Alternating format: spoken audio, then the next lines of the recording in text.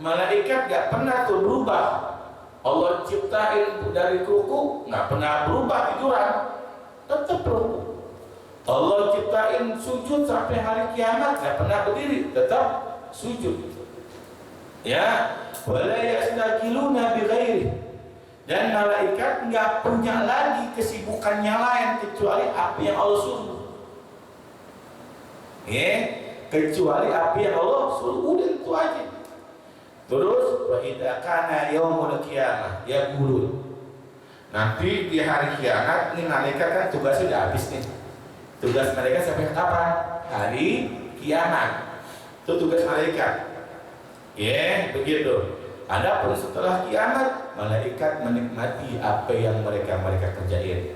Ya, begitu di akhiratnya Allah. Sampai hari kiamat, udah kelar kerjaan mereka ngomong sama Allah, Subhanahu, Maha suci Engkau ya Allah. Walakal hamdu, dan segala puji bagi Engkau ya Allah. Ma'arafnaka haqqa ma'rifat. Ma'arafnaka haqqa ma'rifatik. Dan kami kagak mengetahui kamu, Engkau ya Allah, dengan sebaik-baiknya pengetahuan. Apa artinya? Malaikat masih merasa dirinya ini itu belum benar-benar mengenal Allah Subhanahu wa taala. Belum benar-benar beriman sama Allah Subhanahu wa taala. Malaikat yang bermaksiat itu merasa dirinya ini belum benar-benar patuh sama perintah Allah. Ngerasa, ngerti ya? Padahal Allah ciptain udah sempurna, cuman dirinya masih ngerasa kalau dirinya ini belum sempurna menjalani perintah Allah. Masih ada kekurangan dalam dirinya, belum benar-benar mengenal Allah dengan sebaik-baiknya, maksudnya gitu. Ini malaikat ini. Makanya kita nggak boleh sombong, nggak boleh angkuh, nggak boleh takabur. Baru kita belajar tasawuf udah dagu, udah hina orang, ngerti gak ya? Ya, udah caci maki orang, udah nganggap diri kita ini lebih baik daripada ini. Belum tentu.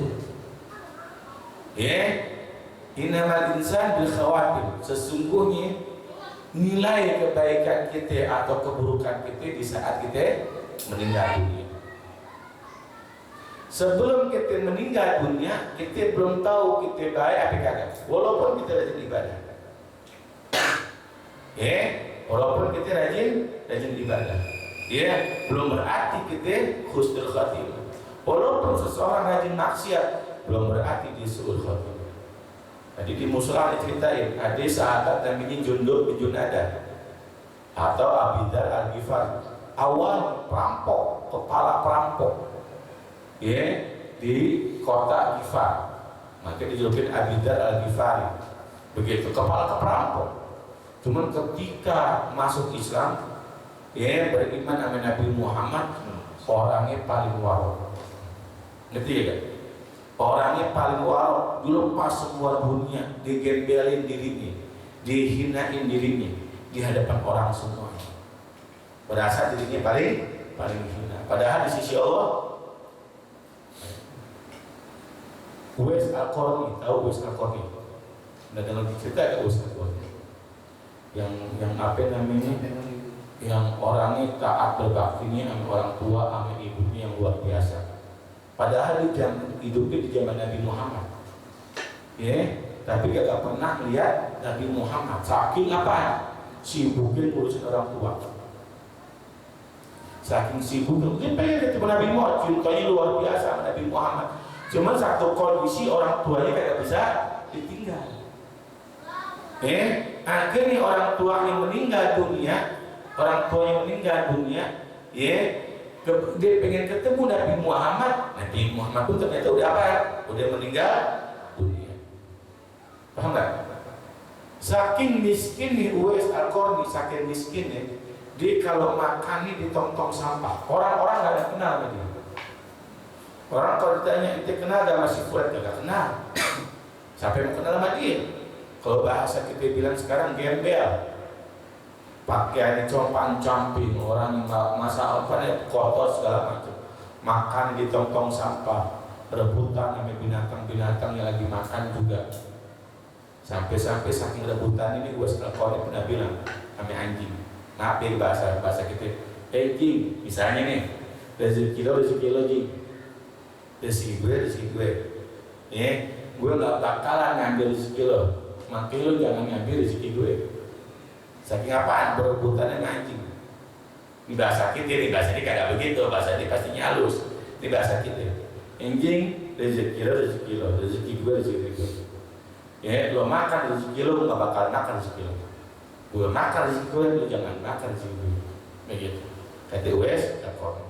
Ya, saking begitu luar biasa miskinnya. Cuman apa kata Rasulullah?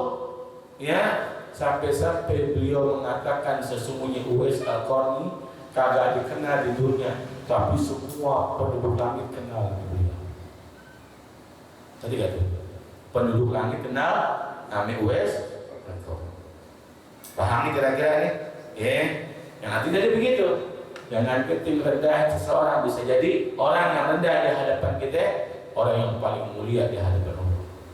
Ya, sebab kenapa? Sebab kemuliaan bukan karena apaan pakaian kita. Tapi karena hati kita. Terus, nah malaikat bilang gitu, ya Allah, aku ini belum benar-benar mengenal Engkau ya Allah. Belum benar-benar mengenal Engkau. Ini kita ini kadang-kadang baru kenal sama orang, kenal sama ulama. Ada satu ulama bisa kita kenal, kita ini. Ini kadang-kadang kita sok banget. Dia, wah, gue mau kenal banget. Misalnya, gue mau kenal enggak juga. Kadang-kadang tampilan luar kagak sama kayak tampilan dalam. Ngerti gak? Wah, gue sih waduh, gue kenal banget. Dari bayi ini sampai sekarang gue kenal.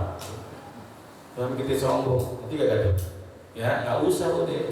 Kalau kita kenal, ya gue kenal. Iya gue tahu. Yang kita kenal apa? Gue nggak tahu siapa dia. Nggak usah.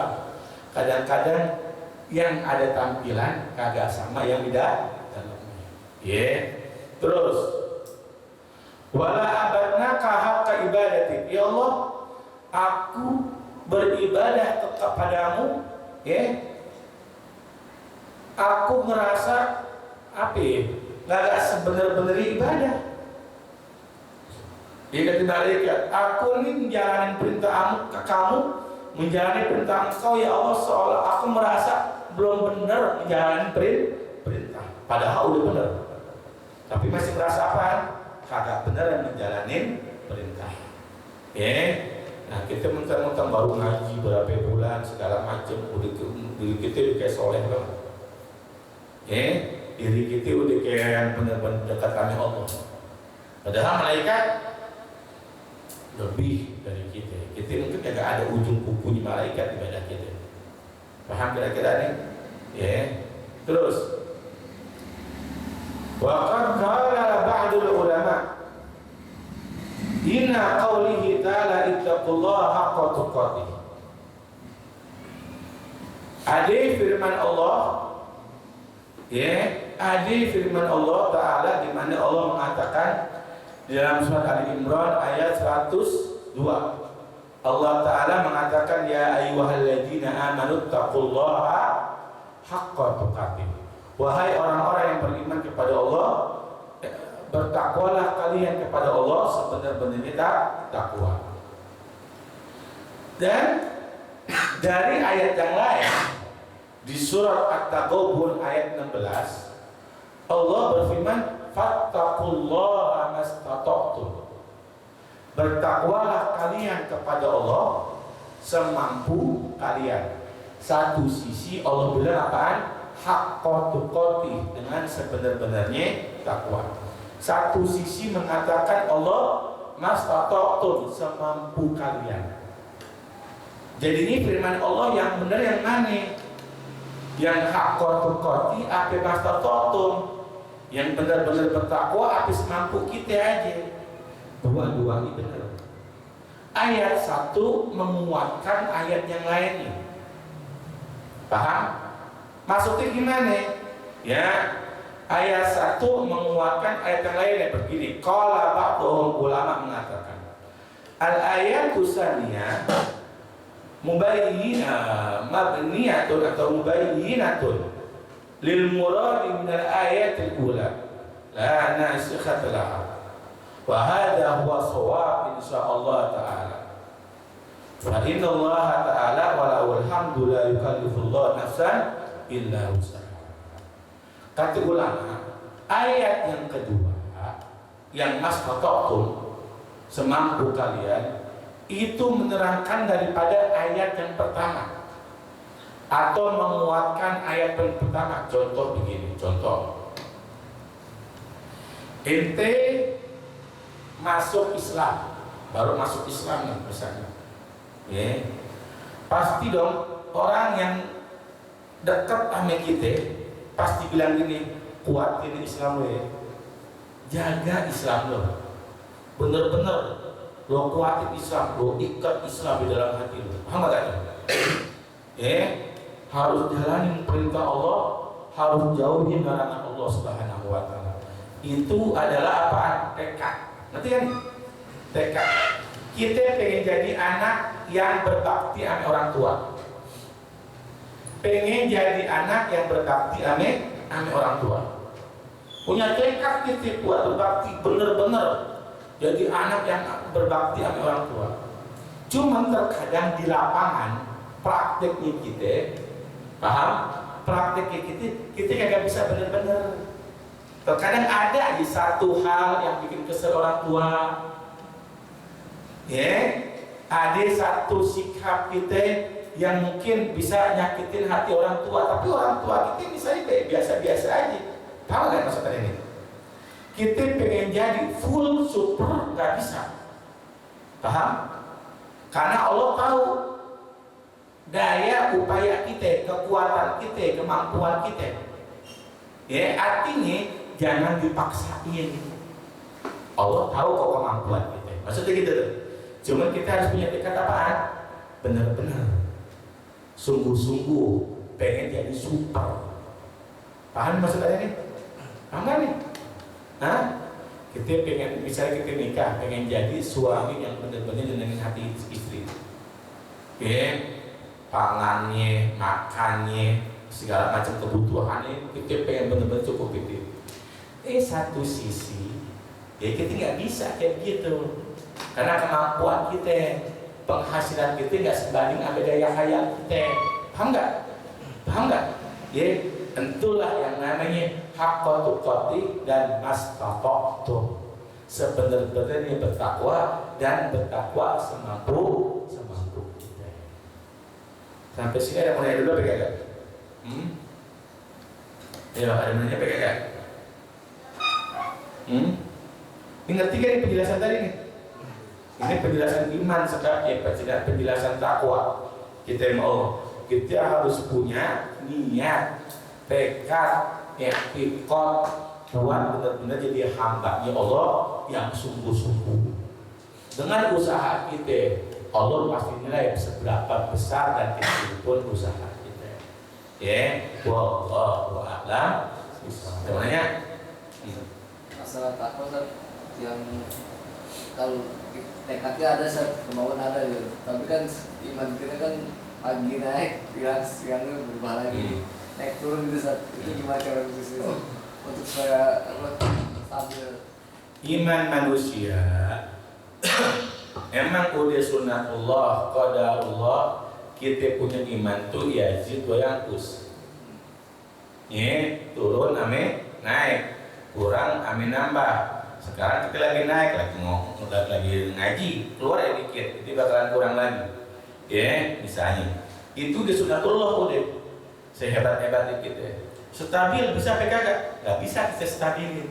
Cuman kita bisa memperbaikin di saat kita lagi turun, kita buru-buru ingat Allah. Paham gak itu? Di saat kita turun, kita buru-buru tobat demi Allah. Ya, akhirnya apaan? Akhirnya kita bimbang lagi. Nanti kira-kira nih, apa nanya? Gak ada? Wallahu a'lam bishawab. Al-Fatihah.